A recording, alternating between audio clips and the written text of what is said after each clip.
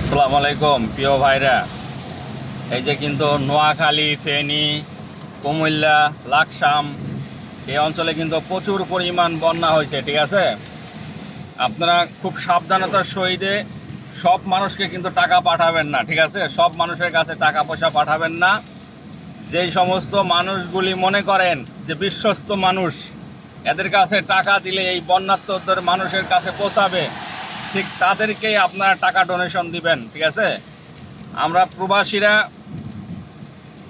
এর আগে পরে ব্যারিস্টার সুমন ধোঁকা দিছে, তৈদা আফ্রিদি ধোঁকা দিছে, আর অনেক মানুষ ধোঁকা দিছে।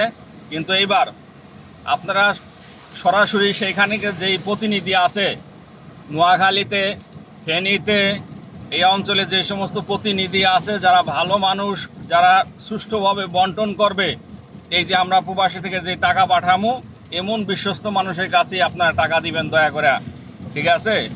চোর বাটপার সিটারদের কাছে কিন্তু টাকা দিবেন না।